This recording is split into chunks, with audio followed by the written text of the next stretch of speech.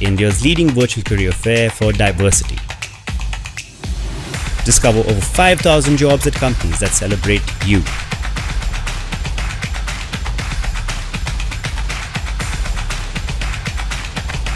Find a workplace that's equally yours between the 12th to the 14th of November. Enroll now.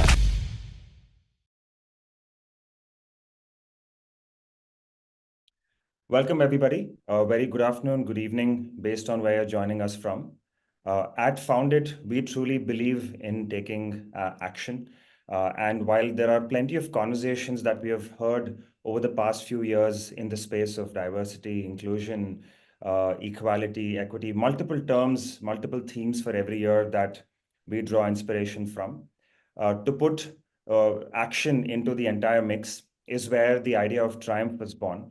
Where, of course, at the forefront, we do have a lot of organizations participating in wanting to recruit folks that represent diversity and inclusion in many ways. And of course, we'll go deeper into that space in terms of a conversation point, as well as a lot of seekers who seek opportunities in organizations that come in. And we sort of sticking to the core value of Founded, which is making the right talent meet the right kind of opportunities at the right time and space is what we thrive in. And that's where the idea of Triumph was born. And this has been a few years for us in the running.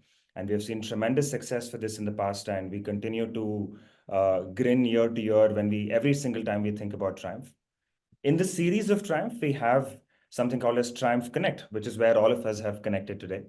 Triumph Connect is where there are plenty of online engagements that we do with a lot of industry leaders. And I'd like to introduce our very first, very special guest who will be joining us as a part of Triumph Connect series. Welcome, Richa. Welcome to Triumph Connect. And we have a lot to discuss. I know that when we were internally connecting, there were so many ideas that were brewing, and I can't wait to get started.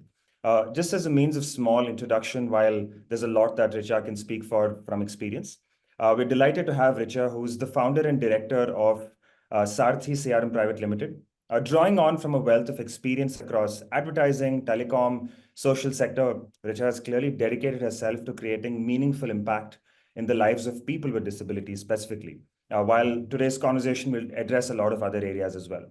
With a strong belief in the power of karma and hard work, she's committed to empowering persons with disabilities through sustainable livelihoods. Please join me in welcoming Richa Bansal to this session. Richa, welcome once again. Thank you. Thank you so very much, Ashank. I'm so grateful and delighted to be here. Awesome. Richa, so I think before we dive into the topic for today, where there are a lot of questions which I'm sure people who have tuned in would have also, and that has driven us to a few questions that I'd like to ask you. How did, after doing so much in advertising and multiple other industries, why this? And the term Saarathee is very powerful. I know it has roots being drawn from the Gita as well, but why this? And what gives you energy every day to go about doing this? Wow, that's a loaded one, but I think I'm fairly used to the question of why suddenly after corporate have you chosen to do something like this? In all honesty, Ashank, I had a very fulfilling corporate career, having spent 9 years at Vodafone, which was a telecom giant, and at the peak of what telecom used to be, it was fairly fulfilling for me. I think I reached a stage where everything became fairly transactional for me, and I needed to break out of that routine.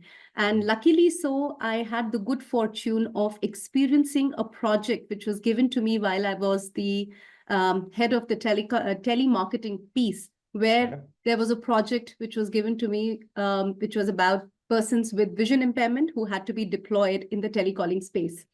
And I think that changed quite a bit for me, because that one broke my own bias that I used to have towards persons with disabilities, that there is only certain things they could do and certain things they can't. That 6-month project completely transformed my thought process around it. And I think then there was no looking back. After that, I just realized that I can't do run-of-the-mill regular business like business. And that is when I moved on to join CRY. I spent about 3 years with Child Rights and You as their fundraising head for North.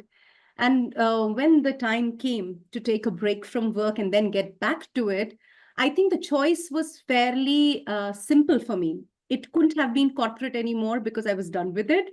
And I think as far as social sector is concerned, it came from a place of good intent, but I equally thought that I could do with a little more action. And Okay. that is when I thought I'll chart my own way. And that is when Saarathee was born. And I always believe in categorically clarifying it is a for-profit social impact organization where the heart lies in doing the good, but we are sustainable, and that's why we are profit-centered. Awesome. I think you're ticking a lot of boxes for even some of the other people, which is probably a conversation for another table topic altogether, which is people who are looking to make transitions into a space where there's meaningful value that they add and driving profitability at the center. I'm sure this as a theme resonates with a lot of people. Going back to what shifted in this one particular project, and that I'd like to use that as an opportunity to segue into the first question that I would have for you is I'm sure like how you were given a specific task or a box to tick in terms of saying here are X number of people that you'd like to hire who came in from, you mentioned visual impairment, but a lot of organizations today that would be small, medium, large scale organizations, maybe not starting up, but some maybe even who are starting up across every industry are doing a certain set of things, maybe because others around them are doing it, maybe because it comes under based on where they come from, where the organization is set up, maybe state, central laws would define some guidelines that they need to abide by. Other organizations or peer organizations are doing similar activities, Correct. and some are doing it only because maybe it looks cool on paper, Correct. right? So if I had to summarize all of these different aspects into one term, and the term would be tokenism, right? Where it's purely token value, transactional, like you said, a lot of transactional aspect around doing this because there's a certain aspect that we need to meet. Is tokenism, what are your thoughts and opinions on the current state of tokenism? And do you feel like that's a sustainable way of moving this entire charter of diversity, inclusion? I'll summarize it and say D, E, and I, which I know is a loaded conversation by itself. But where do you think tokenism stands, and do you think it's as prevalent as people actually speak about it? Ashank, there are two ways of looking at it. First, I would say, even if it starts with tokenism, I'm okay with it. Because honestly speaking, it's got to start somewhere. And there are lots of organizations who at least move the needle from an intent to action by even taking that first step. Having said that, you have to have the right reasons to do it. If it is purely from a compliance point of view, it is purely from I want to look good, or I have something to report in my ESG report, I don't think it is sustainable, because it can only be sustainable if you have the right reasons to back it. And in my opinion, there are only two strong reasons to back it. One is it lends beautifully to the culture transformation of an organization, right?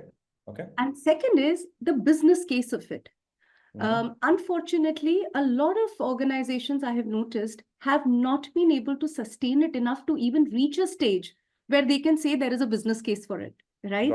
Some of them even manage to do a tick in the box and then realize it's not working for them, and then they drop it, and they even shy away from making the second attempt because they've not managed to do it the right way, right?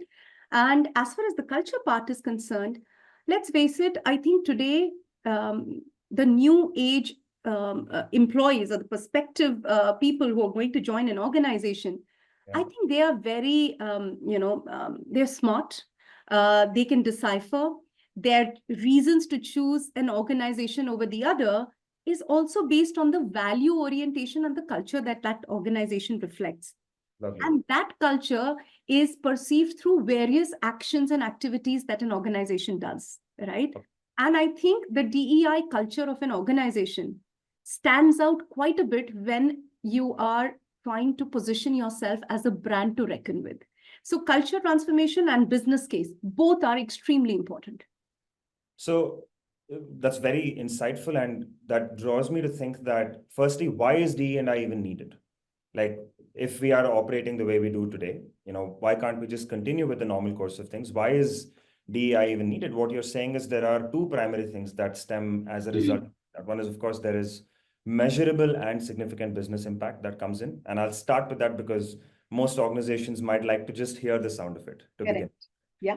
And the second is it also inculcates and brings about cultural transformation to whichever organization is able to embrace this well enough. Absolutely. So then let's go down to the wire here, right? Which is, if this is ticking such big boxes, and I'm sure as a board or the CEOs of an organization, this sounds like a fairy tale. Why wouldn't anyone want this? Which means clearly there is some resistance to change of the status quo that's there right now. Yeah. What, according to you and in your observations and in practice, are the reasons for resistance to change? And if you can also throw some light on, I'm sure this is not resistance to change at one level only. I'm sure there is something needed at a leadership level, something at a mid-management level, something at a level, at a hiring level. And all of that collectively goes back to the point you were making about culture, about how this needs to be a part of the company's culture. So if you can just help address, what do you think are the reasons for change, and are these reasons for change different at different stages of the organization? So recently, I was invited to conduct a series of workshops for a very large organization. And this is a large consulting company. And here, they have historically been associated with the whole concept of DEI. But unfortunately, that spiel has not been able to translate into real action. One of the reasons why it was not able to translate into action, in spite of the fact they had proven business case to prove that, yes, there is merit in it, was the fact that there is just so much pressure on numbers that each and every business person feels that there is a huge resistance to change. There is a huge resistance to deviate from a very obvious path that they know, अच्छा अगर इस बंदे को hire करेंगे तब तो productivity मिलेगी. If I hire a person from a B school who comes with this level of experience, who has worked in this particular role for these many years, this is a case for success. And if suppose I'm a team manager, if I am supposed to recruit someone, why would I deviate from something which is a case for success? I would not want to invest my time, which is so precious, in grooming, bringing somebody in and breaking the code. It's that obvious a situation. So when you ask that there are different things which have to be done at different level, yes, you have to have a buy-in from top down. A leader may have a thought around it. He may place the intent. She may place an intent, but at the end of the day, that intent has to be executed by each and every person. So you need multiple sponsors in an organization to be able to drive that change. And to be able to drive that change, you have to have that conviction and you have to have the patience to do it. DEI is not for people who are impatient, because initial success is sometimes difficult, but once you've been able to establish it, then it works like it's just a process. It's just a process. And if I go back to the other question you were asking, that why the resistance? One is, of course, the business part of it. The other is, I think, as a human tendency, we all resist change. Right. Who doesn't like a very conventional path? We all have seen so many memes. We have seen so many posts. Every post talks about on LinkedIn, follow a very standard path. There are very few people who are courageous enough to move out of that queue and do something different. So I think this is for the courageous. But once taken, I think there is huge merit in being able to drive both the business case of it as well as the culture transformation. Absolutely valid. And the way while you were describing the entire process, it clearly sounds like something that's not going to happen overnight, which means it needs deliberate action, consistent effort, small, sustainable steps, small, meaningful, sustainable steps aligned in the right direction such that we're able to make progress. It's the equivalent or the difference of when we want to plant an entire forest versus when we want to start something in the edge of our balcony. right? Correct. And if you're planning a forest, then there's so much of thought that needs to be invested, and probably even generations of taking deliberate action and then passing that on with as much responsibility. Yeah. And to all of that, what I hear is it first needs to start with sponsorship and the right buy-in and alignment that needs to start with leaders. So for all leaders who have tuned in, I think it's a good time to do some self-reflection in terms of how much is there in alignment of instrumenting change, not for the sake of change, but truly wanting and meaning change that's sustainable. Right. So you raise great points there, Richa, in terms of drawing the loop around different stages. And what do you think is then the role of talent acquisition managers, leads, etc., in this process? They might get some degree of buy-in. Let's assume today's status quo where there's no resistance, where at least people are open to the concept. I think compared to 2 decades ago to today, globally, even in a country like India, where there's so much of diversity in the workplace that's there is shift happening. There is visible shift happening, but not probably at the pace at which we would like it. Correct. So as a talent acquisition lead, what is it that my role should be in shaping and structuring all of this? Because usually if I'm a TA person, I'm operating with a quota. I'm operating with a quota of saying, I need to bring in these many people who come from it. Now, whether it's veterans, whether it's women in the workforce, whether it's people with disabilities, whether it's folks representing LGBTQI, anything, I have a certain quota that I need to meet. Is that enough or not? So look, as far as talent acquisition person is concerned, I think they unfortunately bear the entire burden of fulfilling the DEI agenda of an organization, and which is unfair. In all honesty, it's extremely unfair because I personally feel that talent acquisition team is a support function. They are supposed to fulfill the requirements that come in from the specific operations team. Okay. Now, at the end of the day, the ops team is constantly going to be after the TA if the requirement is not fulfilled within a specific time period, right? Okay. Yeah. And unfortunately, if there was a mandate of a DEI hiring that has to be made, sometimes the DEI specific hiring may take a little longer. Correct. But as I mentioned earlier, it all boils down to patience. Certain times you have to be collectively owning that target. You have to, it cannot be a target of talent acquisition person alone. However, what I do also equally believe is that the kind of exposure that the TA person will have to overall DI dialogue that is happening will be much more compared to the ops person, right? It is therefore the responsibility of the TA person to actually condense, translate, and therefore deliver to the ops person the business benefit business cases that exist in the market. Like I have met a lot of TA teams, I've met a lot of organizations where there is an absolute, the conversation that takes place between the TA team and the operations team is as transactional as it can get, even with respect to DEI hiring. Ideally speaking, the DEI hiring has to be backed with a lot of business case. It has to be backed with a lot of data. Then only will you be in a position to convince your ops team to align themselves with you. So that's the role I see of TA team. You spoke about challenges which are more inside out challenges, which is as a TA person, I'm engaging with maybe leadership, I'm engaging with my direct business counterparts for whom I'm accountable for in terms of hiring. I've been given a certain quota, etc., etc. Now, these talk about challenges or other things to keep in mind for a TA person from an organization inside out point of view. In your experience, do you feel there are challenges which, as a TA person, I also feel from an outside-in point of view, which means from candidates, seekers, industry, to with respect to an organization? Absolutely. What do you think they are? So, Ashank, at Saarathee, we've been working in the space of disability inclusion for the last 7 years now. We started out as a BPO where we only hired persons with disabilities. And now since last 2 years, we've been helping corporates hire persons with disabilities as well.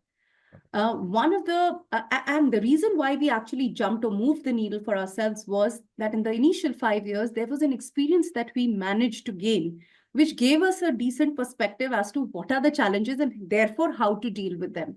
You're absolutely right. As much as there is an internal pushback that a TA person faces, there is huge pushback that also happens outside, or a huge set of challenges that lie outside. One, skilling is a huge gap. You, as an ops person, may ask for specific skill set as far as a specific role is concerned. But it's not necessary that you may find the specific skills outside when you go to look at a DI candidate. So skill set is a huge gap. Women, I would still say not so much, but as far as the other categories are concerned, there is definitely a skill gap that exists, right? Okay. The second piece is the whole concept of bringing them to a competency level. Now, for example, usually once the person has been onboarded, most of the time, the regular onboarding time or a training time or bringing them to the level that is required to be competent in the job role could be just about 15 days for everyone else.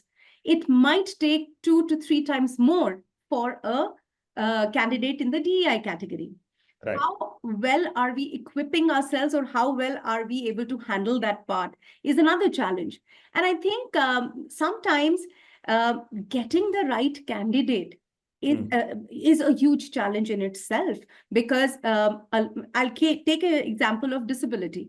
Most of the persons with disabilities want a specific accommodation, which is work from home, right? Now, not every opportunity today exists in that space.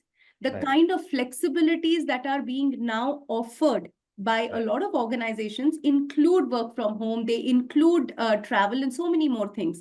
So with all of this in place, there is a huge challenge in being able to find a particular candidate which fits the organization as well as the role needs together. Got it. And do you think this particular, the last point that you made, so 2 points that you made, one is of course about exposure to a certain set of skills, and in the same category, in the same breath, it would be a certain degree of proficiency in that skill set such that they're able to contribute and deliver impact. Right. And the third aspect you made is around, does the job role allow for a certain flexibility of working from home or working remotely? Now, do you think that we are, of course, thankfully in the fag end of the entire pandemic, and there's been a shift where every single person was working remotely. Do you think that has shifted the baseline of more companies being open to remote working opportunities than before? Or do you feel there was a spike and then it has gone back to what it used to be before? In your experience, what intuitively, I think it should have gone up, but in reality, has that happened or not? In reality, it has not happened, in all honesty. It should have, because we had a business case which was right there in front of us. Right. So in fact, I was talking to someone the other day, and it is, you won't believe it, during the pandemic, one of the reasons why persons with disabilities, the employment rate went up was primarily because suddenly work from home was an option available to them, right? And I think whether you talk about women, whether you talk about LGBTQI, or for that matter, disabled, each and every community will always find it more meaningful to work remotely, because somewhere it allows them the kind of accommodations they need to be able to get productive. And it has been proven multiple times over. And as Saarathee, I can say today, we employ more than 80 people, and all of them work from home, right? And there is no gap in terms of productivity or any other coordination gap that people may think there is. And there is no impact on attrition or anything at all. But unfortunately, organizations haven't necessarily learned and continued with that practice. Got it. So I know that at some point in time, we talk about organizations at a very broad level, a single person, a single entity, which is a leader, a TA head, wanting to, or trying to spearhead this thing. And sure, we do need a certain set of individuals and designations to at least lead the change. Does it stop there? Because it to me sounds like, what if departments, each department has leads and heads and so on and so forth, right? So now coming back to this pyramid-like thing where at every stage, if the buy-in doesn't exist, does this pass on the buck the way we would like for it to go through? So what do you think is the role, or how can organizations make all departments, and especially department leads, make this as a part of something that they would want to do and not because they are being told to do it?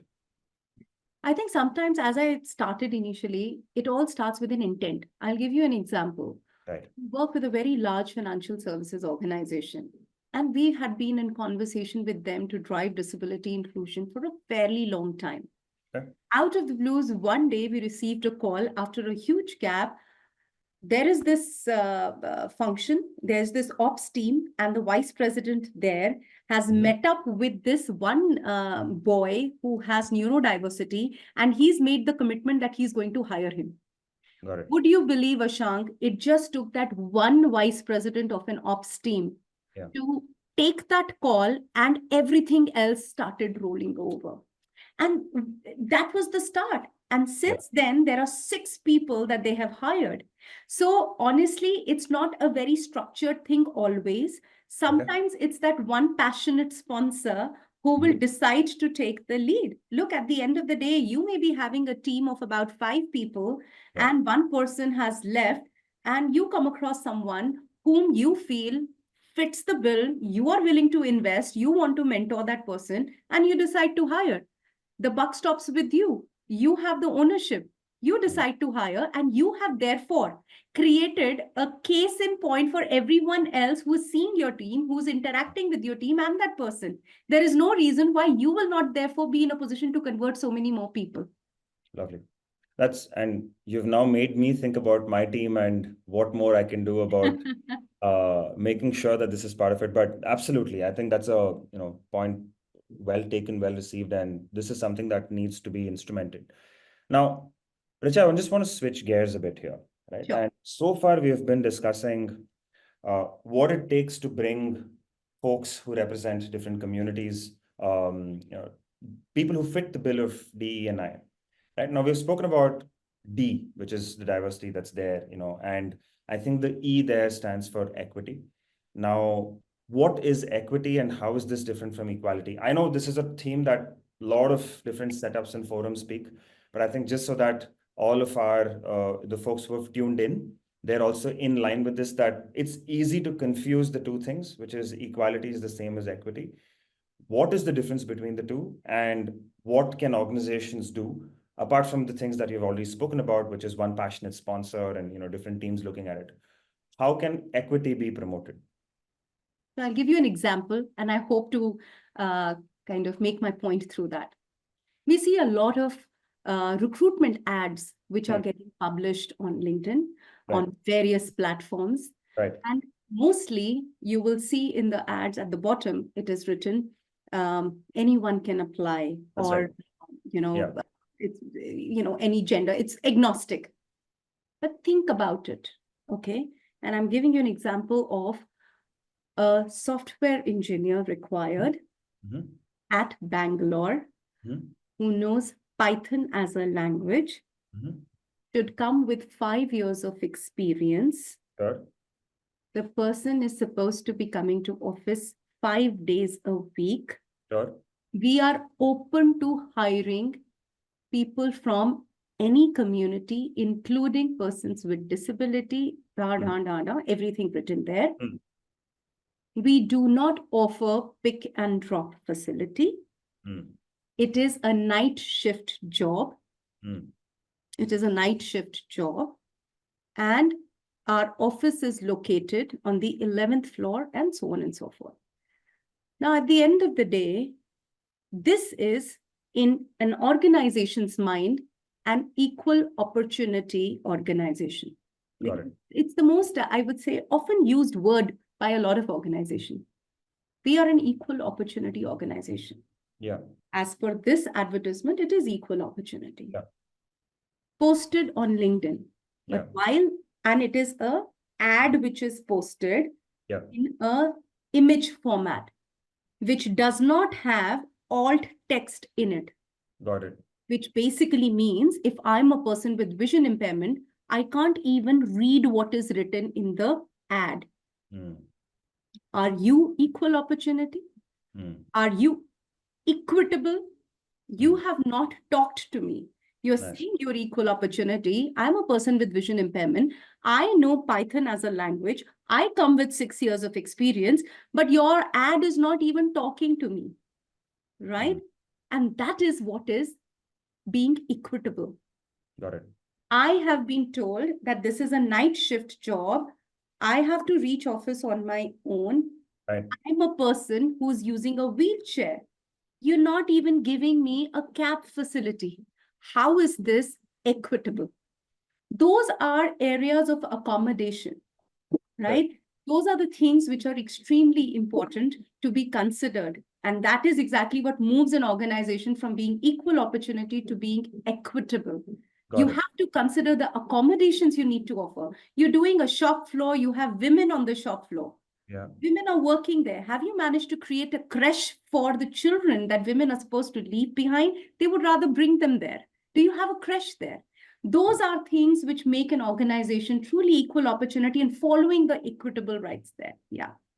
Lovely. So what you're talking about they don't sound like a major stretch as well. It's about thinking about walking that one little extra mile. You have walked 99. It's about walking that one extra mile to make sure the impact is being delivered. So, and like they say, the devil is in the details. I think here, it's the delight is in the details, where we really need to delight the end.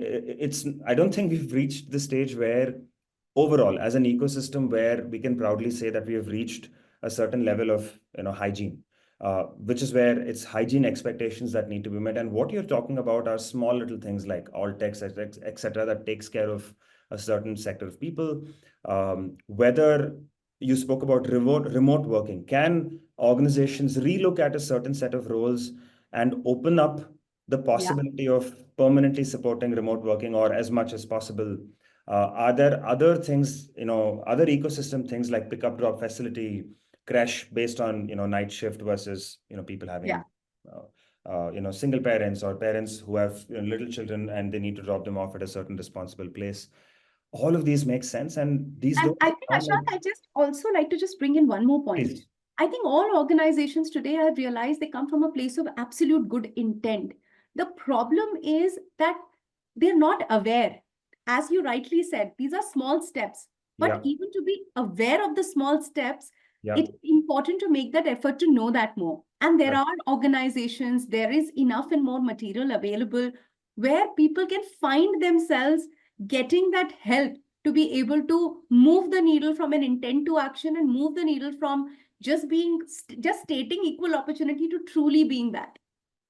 Absolutely. So it sounds like, firstly, we need intent. We addressed intent through the need for sponsors, the need for making oneself aware about what are the different things that can be done. So there's intent, then there is action that needs to be taken, and then action that is drawn from a place of awareness and small little steps. It could be even simple things like drawing inspiration from other organizations who have been there, done that. You don't have to reinvent the wheel and try and be super innovative about it. Absolutely. And related to action it's not just talking about action, it's about sustainable action. True. Right? And for sustainable action, behavior shift is what needs to come in. And that's where, again, the same set of things, people being tuned in, constantly being subjected to it, and not being a part of the induction. I'm sure all of us have gone through induction trainings as a part of our company onboarding. And after that, there's an annual review that one typically has to do as a part of a compulsory HR process. And it kind of ends up stopping there.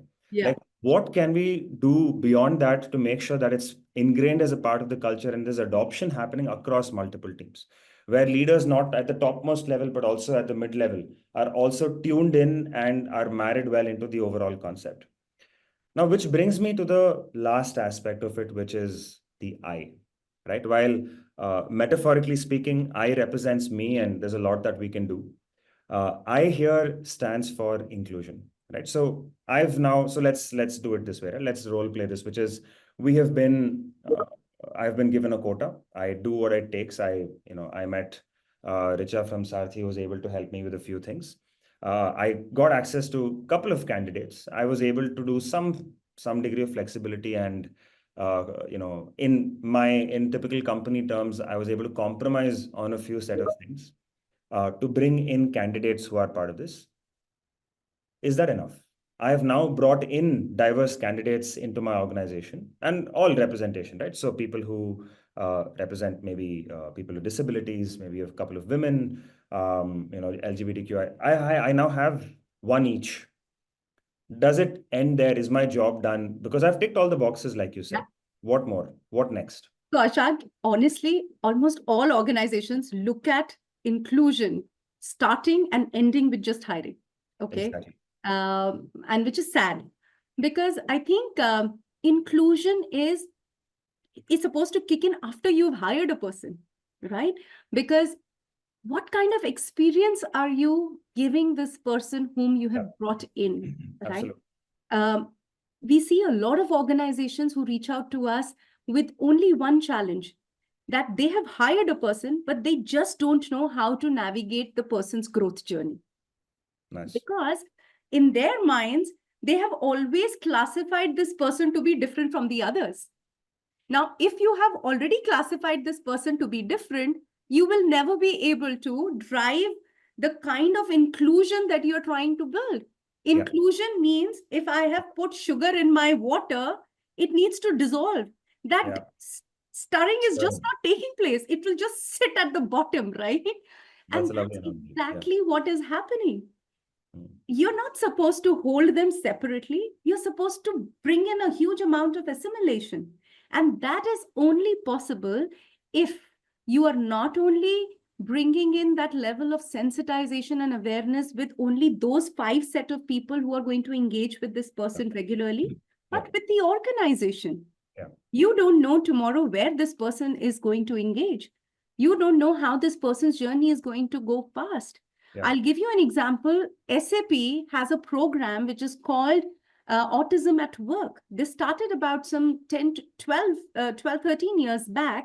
And this was such a success that today there are more than about 200 persons with autism across globally who are successfully working as programmers. They have a Founders Award, which is only given to the person who excels in delivering the kind of program that nobody ever has, and it is very solution focused.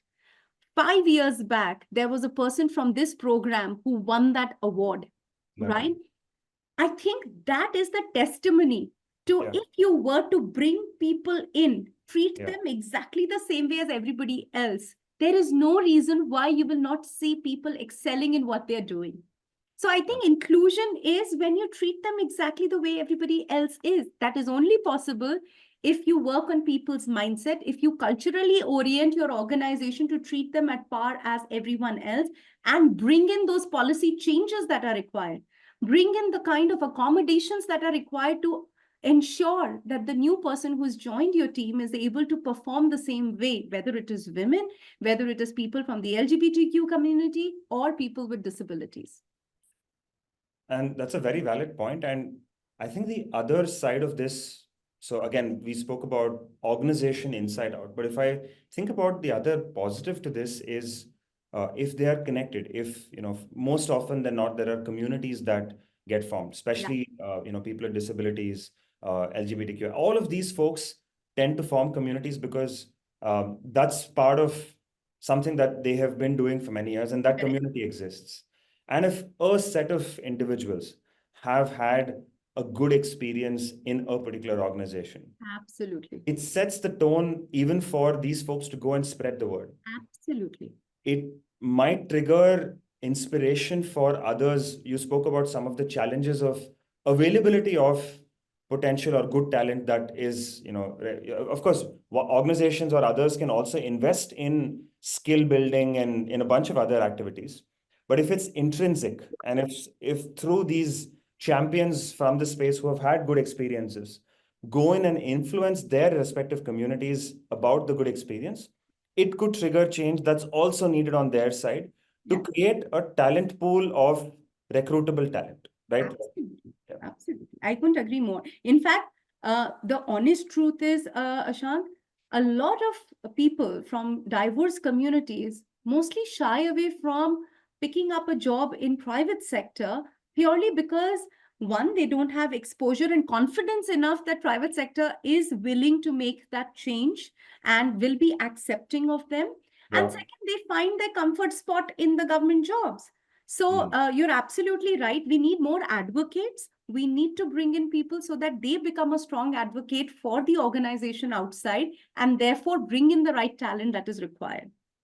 Awesome. So I think two words, and just behind us there is this equal to, and if I can actually put two things on both sides.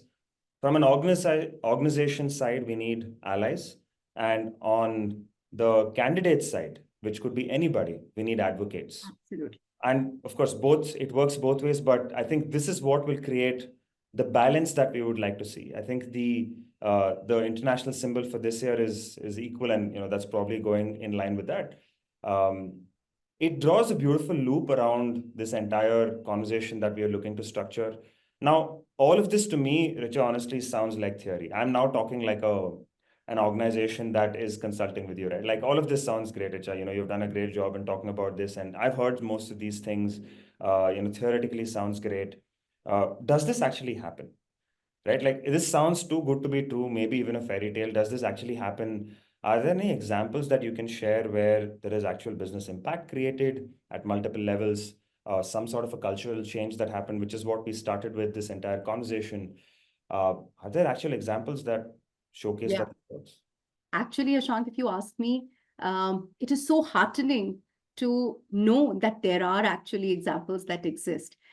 We work very closely with this organization called Roop Autos, and it is not perhaps as much spotlighted, but they are a OEM manufacturing setup. Okay. And would you believe, we started working with them about 3 years back, and that was a time when we were conducting our first sensitization workshop for them with respect to women and disability.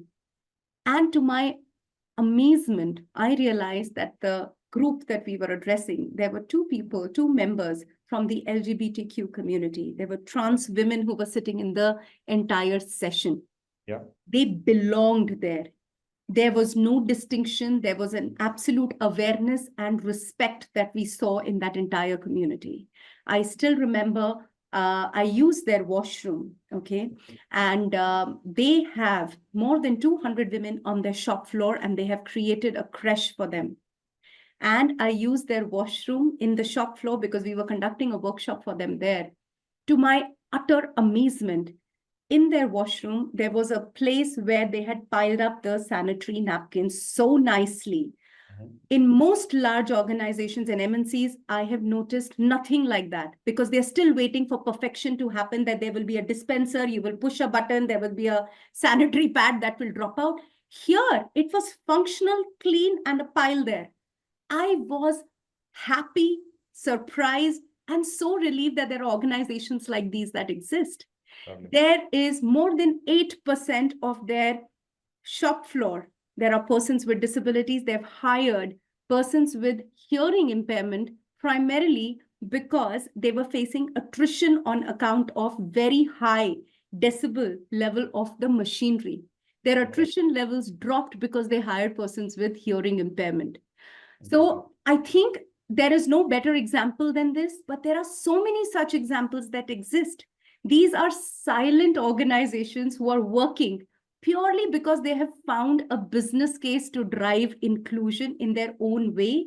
And they do these accommodations not to show it to the world, but because they matter to people whom they have included. And this, in my mind, is true inclusion. Absolutely. I think although while they're operating silently, there needs to be enough noise created so that other organizations, draw inspiration, which could just be the spark that's needed to create the fire in this case. Absolutely. And second is these organizations continue to feel rewarded for what they are doing.